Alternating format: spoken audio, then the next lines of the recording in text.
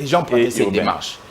Alors, quand on définit géographiquement le Congo, c'est 2 345 000 km² et les 410. Ça, c'est géographiquement la définition de la RDC. La superficie. Exactement. Alors, lorsqu'on veut organiser des élections sur toute l'étendue de la République démocratique du Congo, premièrement, il ne faudrait pas priver les droits politiques à ceux qui sont à Rutshuru ou à ceux qui sont à Bunagana pour le droit de voter. Parce que les priver le droit de voter, c'est une infraction, non? Le vote, c'est un droit politique.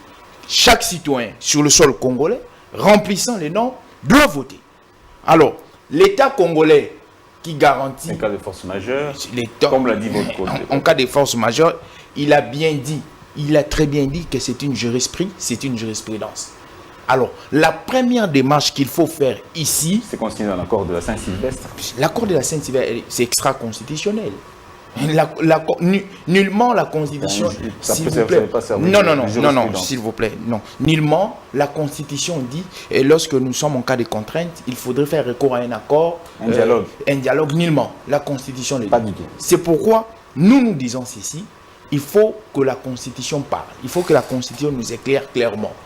Lorsqu'il y a contrainte, lorsqu'il y a ambiguïté, lorsqu'il y a problème, voilà les dispositions que je vous ai donné le cas de l'article 76. Lorsque le président est à vacances. On vous dit que quand les élections ne sont pas organisées pendant 90 jours, en cas de force, la Constitution précise, en cas de force majeure, on peut proroger sur l'organisation des élections pour 120 jours ou plus. La Constitution est claire. Aujourd'hui, 76. L'article 76. Oui, lisez l'article 76 jusqu'à la fin, vous allez voir. On parle du cas du vacances du président de la République. Vous allez voir que... Non, là, c'est les cas de vacances. Non, c'est pourquoi je vous ai donné... Non, c'est un exemple. Non, c'est les cas de vacances. Un cas de force majeure n'est pas forcément un cas de vacances, cher ami. J'ai pris cet article pour faire une certaine métaphore, une certaine comparaison, pour vous dire que dans cet article, il y a une sorte de clarté. On ouvre une brèche, on montre le chemin par lequel on doit prendre. Si aujourd'hui aussi, l'article 70 nous montrait les chemins par lesquels nous devons prendre. Parce que, entre guillemets, on nous dit que le président de la République reste en fonction. Quelle est l'ambivalence qu'il y a dans cet article 70? Je pense que le président de la République reste en fonction. Il reste en fonction sur base de quoi? Qu'il y ait élection ou non élection, il reste en fonction. Vous allez comprendre qu'en 2015, la Cour constitutionnelle prend un arrêt pour appuyer cet article-là. Il n'y a pas une sorte de lucidité constitutionnelle qui est définie au sein des Qu'est-ce que vous proposeriez dans ce cas-là? Non, ce que nous proposons, moi je l'ai toujours eu à proposer, il faudrait qu'on intègre une disposition prorogatoire. La disposition prorogatoire qui va dire que, premièrement, il faut qu'on définisse les contraintes. Quand il y a contraintes sécuritaires, quand il y a contraintes sanitaires, les présidents de la République et les institutions en place doivent proroger au moins d'1 année ou 2 ans, par exemple. Là, nous sommes dans la légalité. Nous sommes dans les textes. Mais quand nous allons, par exemple... Est-ce que ça ne va pas violer la Constitution qui dit que le mandat de 5 ans? Non, j'ai dit si nous sommes... ça ne va pas contredire. Non, ça ne contredit pas.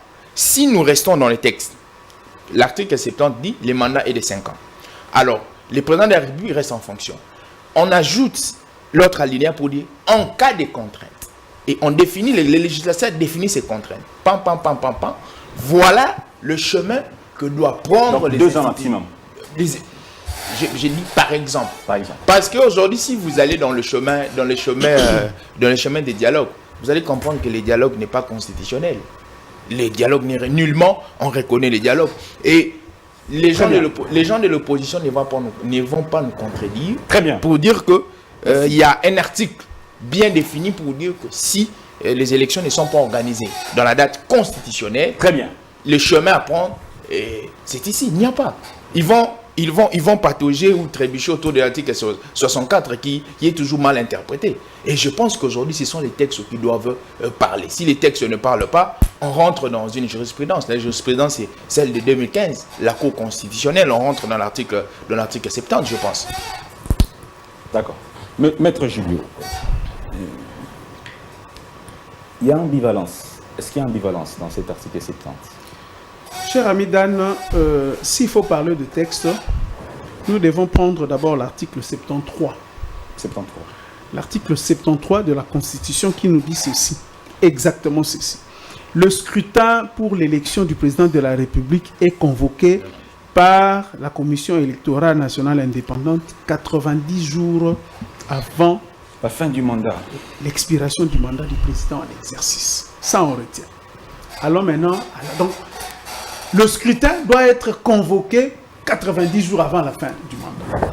Nous allons maintenant à l'article 70. L'article 70 nous dit quoi?